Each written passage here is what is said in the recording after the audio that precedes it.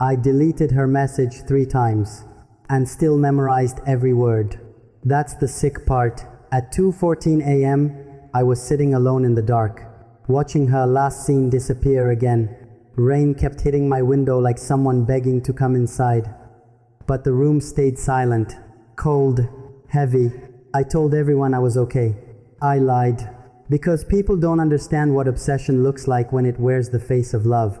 They think heartbreak is loud, crying, screaming, begging someone to stay.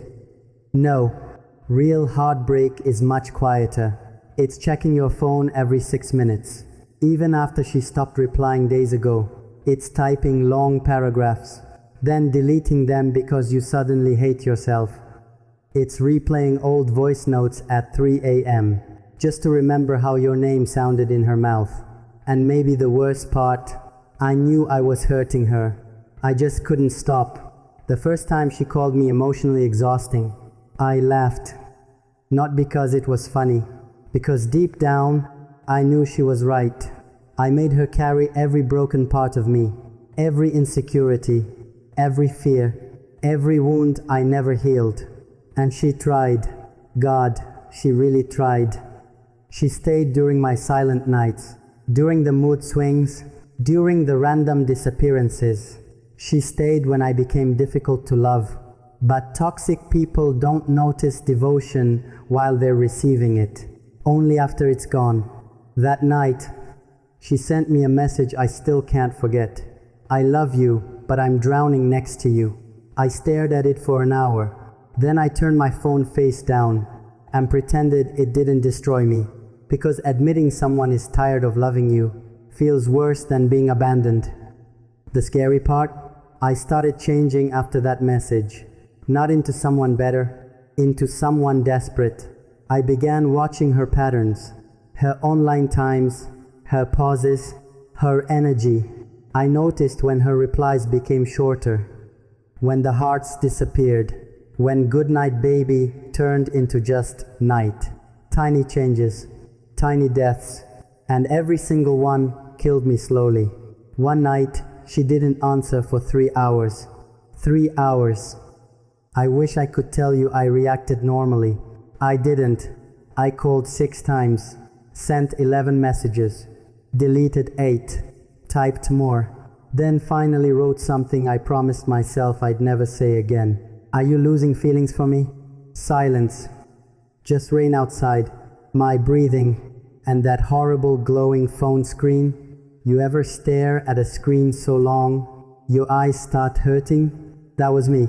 I kept imagining another guy beside her, someone calmer, healthier, someone who didn't turn love into emotional warfare. And honestly, he probably existed, because women like her eventually search for peace. Not passion, peace. The next morning, she finally replied. 3 words. We need space. I felt my chest physically tighten, not metaphorically, actually tighten, like my body understood before my mind did. I walked around my apartment for an hour after reading it, barefoot, confused, shaking. Every room carried memories of her. The couch where she fell asleep on my shoulder, the kitchen where she danced while waiting for coffee, the hallway where she once kissed me mid-argument because she hated staying angry. Now all of it felt haunted. I wanted to hate her for leaving, but deep down, I knew exactly why she did it. Because loving me felt like carrying broken glass with bare hands.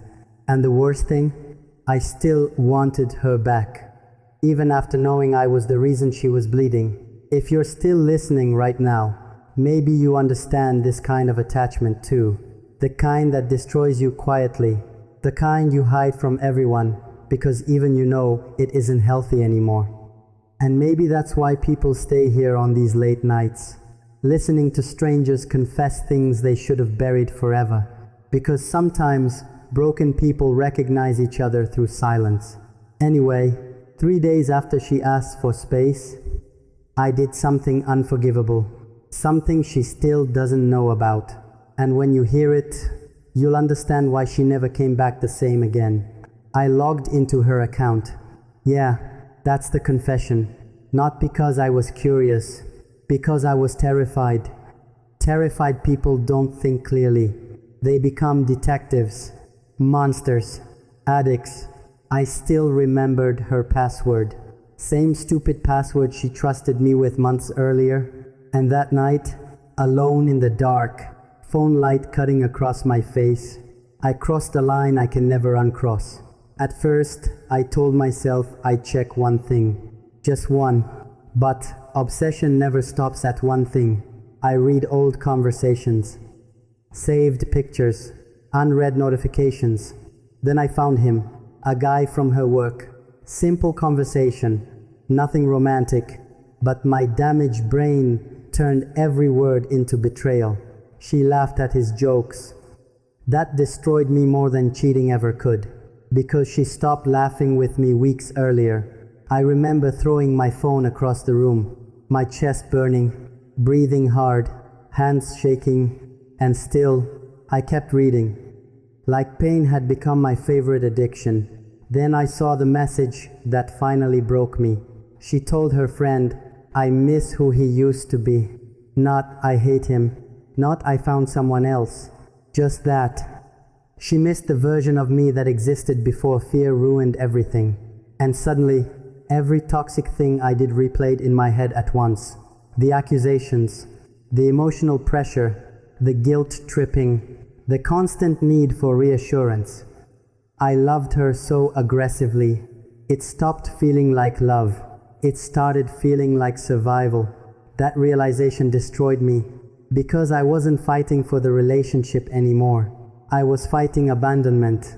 There's a difference, a terrifying difference. I sat on the floor until sunrise. No music, no lights, just silence and regret. And for the first time in months, I stopped blaming her.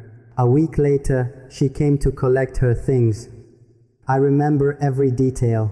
Gray hoodie, wet hair from the rain, avoiding eye contact. She looked exhausted, not angry, exhausted, like loving me had drained every soft part inside her. I wanted to hug her. Instead, I stood there pretending I still had dignity left. She packed quietly, no drama, no screaming. And honestly, that hurt more.